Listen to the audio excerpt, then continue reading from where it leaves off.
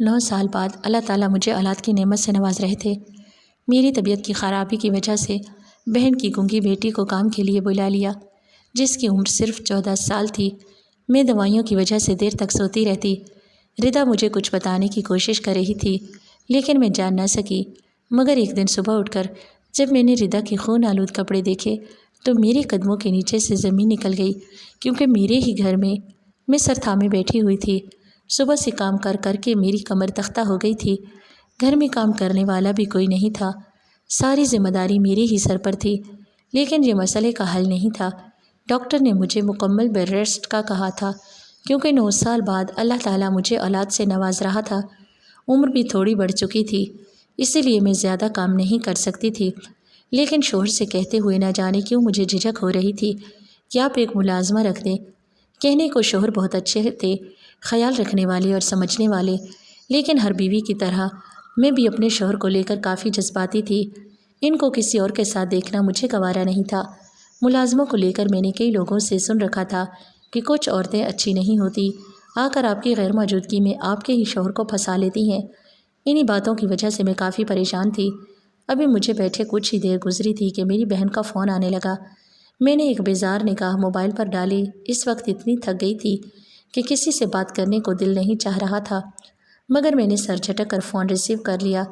اس کے ذریعے امی ابو کی خیریت بھی معلوم ہو جاتی تھی۔ میں نے ابو ہیلو ہی کیا تھا کہ دوسری طرف سے اس کی پریشان کن آواز آئی، نازیہ تم کب آ رہی ہو؟ امی بہت پریشان ہو رہی ہیں، تمہارا سسرال بھی اتنا بڑا ہے، تم اکیلے کیسے سب کچھ سنبھال رہی ہو؟ امی کہہ رہی ہیں کہ تم ان کے گھر آ جاؤ۔ میں فوراً بولی ایسا ممکن نہیں، جوائنٹ فیملی ضرور ہے لیکن شوہر کا کام بیوی کو ہی کرنا ہوتا ہے۔ اگر میں آ گئی تو تمہارے بہنوئی کا کون خیال رکھے گا؟ بس اسی لیے تھوڑا پریشان ہوں۔ میری بات سن کر میری بہن فوراً بولی کیوں پریشان ہوتی ہو؟ کچھ عرصے کے لیے سب بھول جاؤ، تمہیں اپنی اولاد سے لگاؤ ہونا چاہیے۔ 9 سال بعد اللہ تمہیں خوشی دے رہا ہے، اس کو محسوس کرو، انجوائے کرو۔ تم نے بلا وجہ خود کو ان باتوں میں الجھا رکھا ہے۔ اس کی بات سن کر میں چند لمحے خاموش رہی، پھر کچھ سوچ کر بولی ہاں 2 دن کے لیے جاؤں گی تاکہ طبیعت بحال ہو جائے۔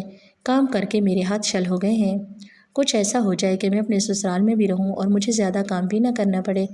جوائنٹ فیملی میں کوئی کسی کا درد نہیں سمجھتا۔ اگر انسان اکیلا رہ رہا ہو تو شوہر پھر بھی ہاتھ بٹا دیتا ہے، لیکن جوائنٹ فیملی میں اگر شوہر ایک گلاس بھی اٹھا کر کچن میں رکھ دے تو باتیں بننا شروع ہو جاتی ہیں۔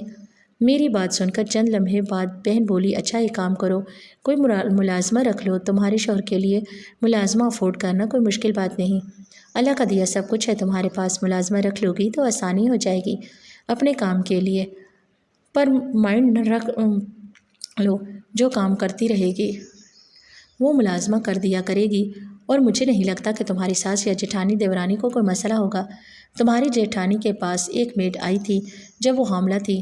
جب میں اس کی بات سن کر بولی ہاں یہ بات تو ٹھیک ہے، لیکن وہ ملازمہ 24 گھنٹے میرے سر پر سوار رہے گی، اس دوران شوہر بھی آئیں گے۔ یار ایسا کہنا تو نہیں چاہیے، لیکن میں کسی پر بھروسہ نہیں کر سکتی۔ تم نے تو سنا ہوگا آج کل کتنے کیس سامنے آ چکے ہیں کہ ملازمہ نے مالک کو پھنسا لیا، مالک کا دل ملازمہ پر آ گیا۔ اسی لیے میں نہیں چاہتی کہ میرا گھر برباد ہو، مر جاؤں گی لیکن ملازمہ رکھنے کا سوچ بھی نہیں سکتی۔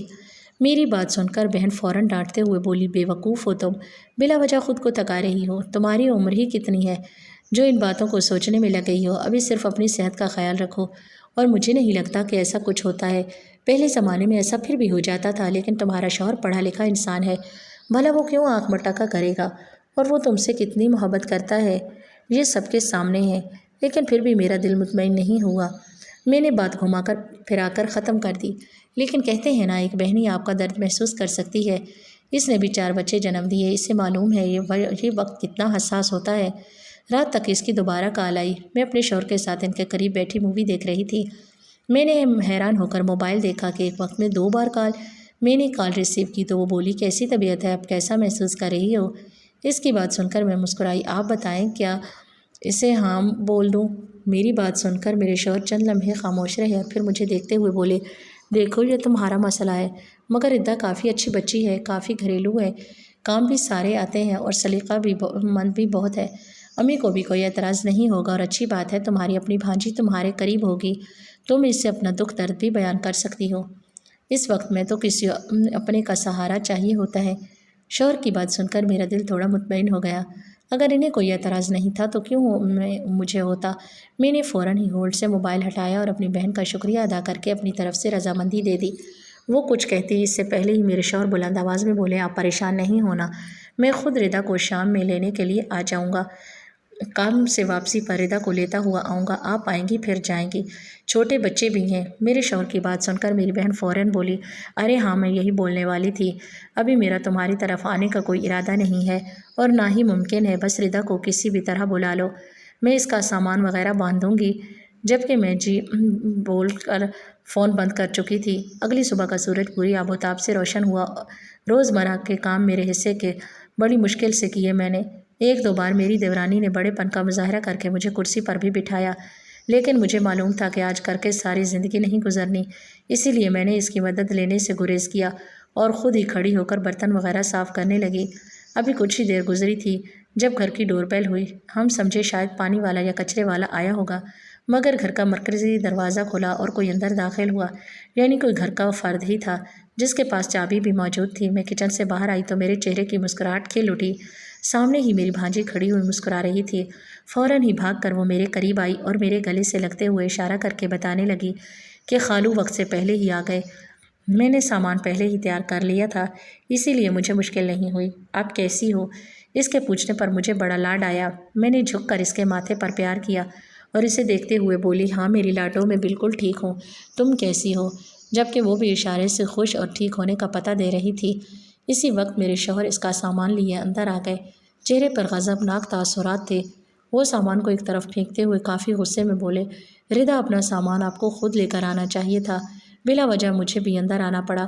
ان کے اتنے سخت انداز پر ردا خاموشی سے میرے پیچھے چھپ گئی۔ اس کا یہ چھپنا میری سمجھ سے باہر تھا۔ جبکہ میں اپنے شوہر کو آنکھوں ہی آنکھوں میں خاموش رہنے کی تاکید کر رہی تھی، اسی لیے میں کچن میں آ گئی۔ اس نے میری دیورانی کو سلام کیا اور مجھ سے کام وغیرہ کا پوچھنے لگی، جبکہ میں سر نفی میں ہلاتے ہوئے بولی، کیا ہو گیا ہے؟ آتے ساتھ ہی کام کرو گی؟ ہاں مجھے معلوم ہے تم یہاں پر میری مدد کے لیے ہی آئی ہو، لیکن خود کو یہاں کی ملازمہ مت سمجھنا، میری بھانجی ہو تم، میرے گھر کے فرد کی طرح، سمجھ آئی؟ جبکہ وہ کھلکھلا کر ہنسی اور اپنی امی کی باتیں اشاروں میں بتانے لگی کہ وہ بھی آنا چاہ رہی تھی مگر بابا نے اجازت نہیں دی، وہ شاید ویکینڈ پر آئیں گی۔ میں دلچسپی سے اس کی باتیں سن رہی تھی۔ میری دیورانی کچن سے چلی گئی۔ مجھے معلوم تھا یقیناً وہ میری ساس کو آگاہ کرنے گئی ہوگی، لیکن میں نے زیادہ دھیان نہیں دیا تھا۔ کافی دیر تک میں اس کے ساتھ باتیں کرتی رہی اور اسے کھانا بھی کھلا دیا۔ اب وہ زبردستی برتن دھونے کھڑی ہو گئی، کہنے لگی، جس کام کے لیے میں آئی ہوں وہ تو کر لوں، اب مجھے تمام باتیں سمجھا دیں کہ یہاں کس طرح رہنا ہے، کس کے کیا کام ہوں گے اور آپ اپنے کیا کام کر دیں گی۔ جبکہ میں اسے اپنے کمرے میں لے آئی تھی، میرا دل بہت دکھ رہا تھا کہ میری بھانجی میرے پاس رہنے کے لیے آئی ہے اور میں اسے کام کرواؤں، لیکن میری حالت ایسی تھی کہ مجبوری بن چکی تھی کہ اس سے کام لوں۔ کافی دیر تک ہم دونوں خالہ بھانجی بیٹھ کر میرے سسرال کے بارے میں ہی باتیں کرتے رہے۔ میں نے ایک ایک چیز اسے سمجھا دی اور اس کا کمرہ بھی دکھا دیا۔ ہمارے گھر میں ایک گیسٹ روم بھی موجود تھا جہاں آنے والا مہمان ٹھہرا دیا جاتا تھا، وہ میرا مہمان ہو یا دیورانی یا جٹھانی کا، اس سے کوئی فرق نہیں پڑتا تھا۔ وقت کی رفتار دھیرے دھیرے گزر رہی تھی۔ رات 10 بجے میرے شوہر آ چکے تھے، میری بھانجی سو گئی تھی۔ میں نے ہی شوہر کو کھانا وغیرہ دیا۔ ان کا موڈ کافی خراب لگ رہا تھا۔ کچھ دیر میں ان کا یہ رویہ برداشت کرتی رہی، لیکن جب میری انتہا ہو گئی تو میں نے پوچھ لیا کہ آخر مسئلہ کیا ہے، آپ اتنے اپسیٹ کیوں لگ رہے ہیں؟ میری بات سن کر وہ بولے کہ تم نے بلا وجہ اپنی بھانجی کو بلایا ہے، وہ صرف ہمیں تنگ کرے گی۔ ان کی بات سن کر میں حیران رہ گئی اور انہیں پورے دن کی کہانی بتائی کہ اس نے کتنے کام کیے ہیں۔ آپ کیسے کہہ سکتے ہیں ایسا؟ میں نے آپ سے پوچھ کر ہی اسے بلایا ہے۔ وہ بے اختیار بولے، بات دراصل یہ ہے کہ تمہاری بھانجی حد سے زیادہ بدتمیز ہے۔ گاڑی میں ذرا میں نے اس کا ہاتھ کیا پکڑ لیا، بلا وجہ اس نے رونا شروع کر دیا۔ اب نہ جانے لوگ کیا سوچ رہے ہوں گے جنہوں نے یہ حرکت دیکھی ہوگی۔ میں حیران رہ گئی، چند لمحے تک کچھ بول نہ پائی اور اپنے شوہر کو دیکھتی رہی۔ کچھ دیر بعد جب مجھے ہوش آیا تو میں بے یقینی سے بولی، صحیح بتائیں، ردا نے واقعی ایسا رویہ اختیار کیا ہے؟ جبکہ وہ فوراً بولے، ہاں تو کیا میں غلط نیت سے اس کا ہاتھ پکڑ رہا تھا؟ میرے لیے وہ میری بیٹیوں جیسی ہے، میں نے ردا کو ہمیشہ اپنی بیٹی سمجھا ہے، تبھی میں نے تمہیں کہا تھا کہ ہاں ردا کو بلا لو۔ اس کے علاوہ میں نے کسی کو بلانے کی اجازت نہیں دی، کیونکہ مجھے اچھا نہیں لگتا کہ کوئی ہمارے گھر آ کر کام کرے۔ اپنے شوہر کی بات سن کر مجھے بڑا تعجب ہوا، لیکن میں نے انہیں مطمئن کر دیا کہ صبح ہوتے ہی اس سے دریافت کروں گی، کیونکہ یہ بات اخلاقیات کے دائرے سے باہر ہے۔ وہ بھی چھوٹی ہے، اگر اتنی چھوٹی عمر سے ہی ایسی حرکتیں کرے گی تو نہ رشتہ بن پائے گا اور نہ شادی۔ یہ بد اخلاقی میں آتا ہے۔ لیکن میں نہیں جانتی تھی کہ میری بھانجی بہت ذہین اور سمجھدار ہے۔ پوری رات میری انہی سوچوں میں گزر گئی۔ اگلی صبح کا سورج روشن ہوا، میں جاگی تو کمرے میں شوہر موجود نہیں تھے، شاید کام پر نکل گئے تھے۔ جب بھی انہیں جلدی جانا ہوتا وہ مجھے جگائے بغیر چلے جاتے اور ناشتہ ان کی امی یا جٹھانی کروا دیتیں۔ میں منہ ہاتھ دھو کر باہر آئی تو مجھے شوہر کی آواز آ رہی تھی۔ میں کچھ سوچ کر کچن کی طرف بڑھی اور سامنے کا منظر دیکھ کر حیران رہ گئی۔ ردا ان کے سامنے سہمی کھڑی تھی، جبکہ نہ جانے شوہر غصے سے اسے کیا کہہ رہے تھے کہ مجھے دیکھتے ہی خاموش ہو گئے۔ میں اندر آتے ہی بولی، آپ گئے نہیں؟ میں سمجھی آپ جا چکے ہیں۔ وہ فوراً بولے، ہاں مجھے بس نکلنا ہی تھا، لیکن تمہاری بھانجی نے کہا کہ ناشتہ تیار ہے تو میں ٹھہر گیا، اور اب ناشتہ مانگ رہا ہوں تو میڈم ڈرامے بازی کر رہی ہیں کہ ناشتہ تیار نہیں۔ میں نے حیران ہو کر ردا کو دیکھا۔ اس کا یہ رویہ مجھے اچھا نہیں لگا۔ بے شک وہ میری بھانجی تھی، لیکن بھانجی سے زیادہ عزیز مجھے میرے شوہر تھے۔ میں اسے دیکھتے ہوئے ڈانٹنے والے انداز میں بولی، یہ کیا بدتمیزی ہے ردا، فوراً خالو کو ناشتہ دو۔ وہ اشارے سے مجھے کچھ بتانے کی کوشش کرنے لگی، لیکن میری آنکھیں دکھانے پر خاموشی سے ناشتہ لگانے لگی۔ اس نے میز پر ناشتہ لگا دیا اور ایک طرف کھڑی ہو گئی۔ میں بھی شوہر کے ساتھ بیٹھ کر خاموشی سے ناشتہ کرنے لگی۔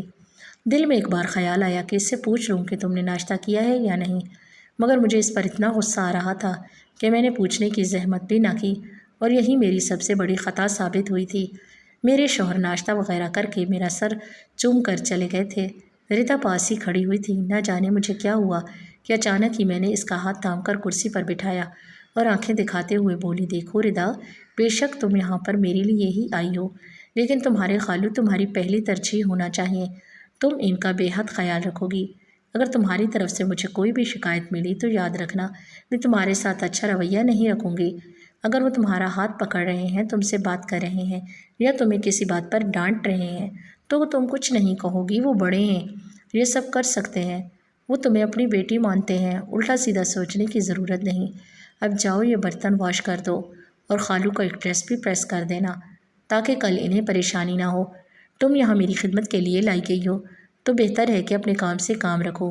بلا وجہ منہ بنانا اور ان سے بدتمیزی کرنے کا حق میں تمہیں نہیں دوں گی، اور اگر تم سے یہ کام نہیں ہو رہا تو تمہیں الجھن محسوس ہو رہی ہے تو رات تک اپنے گھر چلی جانا۔ یہ کہتے ہی میں غصے سے اٹھ کر اپنے کمرے میں آ گئی۔ میں جانتی تھی کہ میں نے بہت زیادہ غصے سے بات کی ہے، مجھے اس طرح کے الفاظ اس کو نہیں بولنے چاہیے تھے۔ وہ ماسی نہیں ہے بلکہ میری بھانجی ہے، وہ میرا خیال کرنے کے لیے آئی تھی، لیکن میں کیا کرتی، میں اپنے شوہر کو لے کر حد سے زیادہ جذباتی تھی، ان سے بے حد محبت کرتی تھی، اور ان کے خلاف ایک لفظ بھی سننا مجھے گوارا نہیں تھا۔ اپنے کمرے میں آ کر میں نے گہری سانس لی اور اپنی بہن کو بھی اس کے تمام کرتوت بتائے جو اس نے پہلے دن ہی کیے تھے۔ میری بہن نے مجھے کھلی چھوٹ دی تھی کہ اگر بلا وجہ تمہیں تنگ کرے تو 2 تھپڑ لگا دینا، ماں کی طرح ہو تم اس کی، خبردار جو تم نے ذرا بھی رعایت دکھائی۔ اپنی بہن کی طرف سے بھی کوئی غیر بات سننے کو نہیں ملی تھی، اس لیے میں پرسکون ہو گئی۔ ناشتہ کر چکی تھی، دوائیاں بھی لے لی تھیں، اس لیے اب آرام کو ترجیح دی۔ بستر پر لیٹتے ہی گہری نیند سو گئی۔ میری آنکھ تقریباً 3 بجے کھلی اور اٹھتے ہی مجھے اپنی بھانجی کا خیال آیا کہ بلا وجہ میں نے اس سے صبح اتنا ڈانٹ دیا تھا۔ منہ ہاتھ دھو کر باہر آئی تو وہ کہیں نظر نہیں آئی، کچن میں بھی اس کا نام و نشان نہیں تھا۔ پھر میں اس کے کمرے میں آ گئی، جیسے ہی اندر داخل ہوئی تو دیکھا بیڈ کی دوسری طرف زمین پر بیٹھی بری طرح رو رہی ہے۔ میں فوراً اس کے قریب جا کر بیٹھی تو وہ گھبرا کر کھڑی ہو گئی۔ میں نے اسے اپنے سینے سے لگایا اور سوری کہا کہ بلا وجہ غصے میں اتنا ڈانٹ دیا، بس تم اپنے خالو کے ساتھ اچھا رویہ رکھو۔ میں نے پوچھا، تم نے کھانا کھایا؟ جبکہ وہ سر نفی میں ہلانے لگی، یعنی اس نے ناشتہ بھی نہیں کیا تھا، کیونکہ اس کی عادت تھی کہ ناشتے کے بعد شام 5 بجے تک کچھ نہیں کھاتی اور رات کا کھانا کافی دیر سے کھاتی تھی۔ میں اسے باہر لے آئی جبکہ وہ اشاروں میں مجھے کچھ بتانے کی کوشش کر رہی تھی، لیکن فی الحال میں نے زیادہ دھیان نہیں دیا۔ اسے روٹی بنانا آتی تھی مگر میری ہمت نہیں ہو رہی تھی، کمر میں بھی درد تھا۔ میں نے اسے دیکھتے ہوئے کہا، بیٹا بنا لو، میں بیٹھ جاؤں گی۔ اس نے فوراً ہی سر ہاں میں ہلایا اور جلدی جلدی میرے لیے اور اپنے لیے روٹیاں ڈالنے لگی۔ دوپہر کا سالن میری جٹھانی بناتی تھی۔ فوراً ہی میں نے ایک پلیٹ سالن لیا اور کمرے میں آ گئی۔ ساتھ ساتھ اسے اخلاقیات کے لیکچر بھی دینے لگی کہ آپ کے خالو ہوں، چاچو ہوں یا پھپھا ہوں، آپ پر لازم ہے کہ سب کی عزت کرو۔ وہ پھر اشارے سے مجھے کچھ کہنے لگی اور اپنے گال کی طرف اشارہ کر رہی تھی، لیکن اس وقت مجھے کچھ اچھا نہیں لگا۔ کھانا کھا کر میں نیم دراز ہو گئی، جبکہ وہ برتن سمیٹ کر کمرے سے چلی گئی۔ پورا دن معمول کے مطابق گزرا۔ رات کو میرے شوہر آئے تو ان کا موڈ کافی اچھا تھا۔ میں نے بتایا کہ میں نے ردا کو اچھی طرح سمجھا دیا ہے، وہ اب آپ سے بدتمیزی نہیں کرے گی۔ اگر آپ اس کا ہاتھ پکڑیں گے تو اسے اعتراض نہیں ہوگا۔ دراصل ہم لوگ زیادہ نہیں ملتے، اسی لیے وہ آپ سے گھبرا گئی تھی، لیکن اب آپ بے فکر رہیں۔ میرے شوہر کے چہرے پر یہ سن کر گہری مسکراہٹ آئی۔ ایک لمحے کے لیے یہ مسکراہٹ مجھے چبھ بھی گئی، لیکن میں نے سر جھٹک دیا۔ رات گہری ہوتے ہی میں بستر پر لیٹ گئی۔ ابھی کچھ ہی دیر سوئی تھی کہ اچانک مجھے عجیب سی بے چینی ہونے لگی۔ میں یکدم بے چین ہو کر اٹھ بیٹھی۔ گردن موڑی تو کمرے میں شوہر موجود نہیں تھے۔ میں بری طرح گھبرا گئی۔ اسی پل کمرے کا دروازہ کھلا اور میرے شوہر اندر داخل ہوئے۔ مجھے جاگتا ہوا دیکھ کر وہ بری طرح بوکھلا گئے تھے، جبکہ میں ان کو دیکھتے ہوئے بولی، کہاں گئے تھے آپ؟ ابھی اچانک میری آنکھ کھلی، آپ تھے ہی نہیں، جبکہ وہ فوراً بات بناتے ہوئے بولے، ارے ہاں، میں پانی پینے کے لیے کچن میں گیا تھا۔ میں نے حیرت سے سائڈ ٹیبل پر رکھے جگ کو دیکھا تھا، جبکہ میرے شوہر بغیر دوسری بات کا جواب دیے خاموشی سے بستر پر لیٹ کر سو گئے تھے۔ نہ جانے کیوں مجھے عجیب سی بے چینی ہو رہی تھی۔ ایسے لگ رہا تھا جیسے کچھ گڑبڑ ہے، کچھ تو ہے جو میرے شوہر مجھ سے چھپا رہے ہیں، مگر فی الحال میں نے ان سے کوئی اور بات کرنے کے بارے میں نہیں سوچا تھا۔ اگلی صبح کا سورج پوری آب و تاب سے روشن ہوا تھا۔ آج میری آنکھ جلدی کھل گئی تھی۔ شاید رات کی بے چینی تھی یا پھر کچھ اور بات۔ میرے شوہر بھی پہلے ہی جاگ کر باہر جا چکے تھے۔ منہ ہاتھ دھو کر میں باہر آئی تو معمول کے مطابق کچن سے مجھے میرے شوہر کی دھیمی دھیمی آواز آ رہی تھی۔ میں فوراً کچن کی طرف بڑھی تھی، جبکہ روزمرہ کی طرح میری بھانجی گھبرائی سہمی ان کے سامنے کھڑی ہوئی تھی۔ میں اندر داخل ہوئی تو دونوں ہی میری طرف متوجہ ہو گئے تھے، جبکہ میرے آنے سے واضح طور پر میری بھانجی کے چہرے کے تاثرات بدل گئے۔ میں نے گہرا سانس لیا اور خاموشی سے کرسی پر جا کر بیٹھ گئی تھی۔ کچھ نہ کچھ تو ایسا تھا جو میرے شوہر اور میری بھانجی کے درمیان موجود تھا۔ نہ جانے کیوں آج ایک عجیب سا کنیکشن لگا تھا، مگر میں اپنا سر جھٹک کر کھانے کی طرف متوجہ ہو گئی تھی۔ دوپہر کے 2 بجے جب میں دوائیوں کے زیر اثر سو گئی تو میری بھانجی مجھے کچھ بتانے کی کوشش کر رہی تھی۔ مجھے بالکل بھی سمجھ نہیں آیا تھا، اور نہ جانے کیوں مجھے اس سے الفت سی محسوس ہونے لگی تھی۔ اسی لیے میں نے اس کی طرف دھیان نہیں دیا تھا، اور یہی میری زندگی کی سب سے بڑی غلطی ثابت ہوئی تھی۔ پورا دن معمول کے مطابق گزرا۔ رات بھی عجیب سی تھی۔ 1-2 بار میری آنکھ کھلی تو مجھے اپنا سر چکراتا ہوا محسوس ہوا تھا۔ میں نے دوسری طرف دھیان نہیں دیا اور واپس تو گئی تھی۔ اگر میں ذرا دھیان دیتی تو آج صبح جو میرے ساتھ ہونے والا تھا وہ نہ ہوتا۔ اگلی صبح کا سورج پوری آب و تاب سے روشن ہوا تھا۔ میری آنکھ 10 بجے کھلی تھی۔ میں تھوڑی حیران بھی ہوئی، کیونکہ عموماً میں 9 بجے جاگ جاتی تھی، کیونکہ مجھے اپنے شوہر کو سیاف بھی کرنا ہوتا تھا۔ گھر پر شوہر موجود نہیں تھے، وہ جا چکے تھے۔ کچن بالکل خالی پڑا تھا۔ میری ساس اپنے کمرے میں اور باقی جٹھانی دیورانی بھی اپنے کمروں میں تھی۔ مجھے یکدم اپنی بھانجی کا خیال آیا۔ 10 بجے وہ برتن دھو رہی ہوتی تھی، لیکن آج وہ تھی ہی نہیں۔ کہیں اس کی طبیعت تو خراب نہیں ہو گئی؟ یہی خیال کر کے میں کمرے میں آئی، لیکن اگلے ہی لمحے میرے منہ سے بے ساختہ چیخ برآمد ہوئی۔ پورا بیڈ خون خون ہو رہا تھا۔ میں فوراً اس کی طرف بڑھی۔ وہ کافی نڈھال حالت میں پڑی ہوئی تھی۔ میں نے اس کا چہرہ اپنی طرف موڑا اور اسے دیکھتے ہوئے بولی، یہ کیا ہوا ہے تمہیں؟ جبکہ وہ اشارے سے کچھ بتانے لگی اور پھر یکدم میرے ہاتھوں میں بے ہوش ہو گئی۔ میں فوراً چیختی ہوئی باہر آئی۔ میرا دیور گھر پر ہی موجود تھا۔ اس کے ساتھ میں اسے فوراً ہسپتال لے کر بھاگی، اور کچھ دیر بعد جو خبر ڈاکٹر نے دی وہ سن کر میرے قدموں تلے سے زمین نکل گئی۔ ڈاکٹر کا کہنا تھا کہ آپ کی بھانجی کے ساتھ کسی نے زور زبردستی کی ہے اور ان کی عزت چھین لی گئی ہے۔ میں دنگ رہ گئی تھی۔ ایسا لگتا تھا جیسے میں سانس لینا بھول چکی ہوں۔ میرے گھر میں یہ حادثہ ہونا کوئی عام بات نہیں تھی۔ میں اب اپنی بہن کو کیا جواب دوں گی؟ میں اس بچی کی حفاظت نہیں کر پائی۔ مجھے اپنا آپ زمین میں دھنستا ہوا محسوس ہو رہا تھا۔ اس کے ساتھ یہ کیا ہو گیا؟ کس نے کیا؟ مجھے یہ بھی معلوم نہیں تھا۔ میں بہت روئی، اتنا کہ میری اپنی طبیعت خراب ہونا شروع ہو گئی۔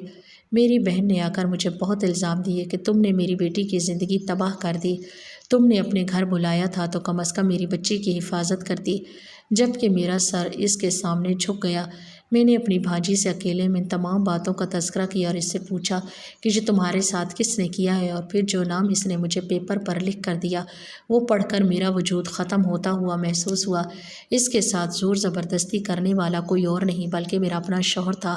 مجھے شروع ہی میں سمجھ جانا چاہیے تھا جب میرے شوہر نے ہاتھ پکڑنے پر اس کے برا منانے پر مجھ سے لڑائی کی تھی۔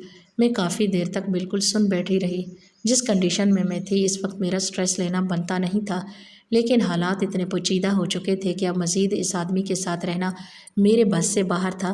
میں اپنے شوہر سے بہت پیار کرتی تھی، لیکن جو حرکت انہوں نے کی تھی میرا دل ٹوٹ گیا تھا۔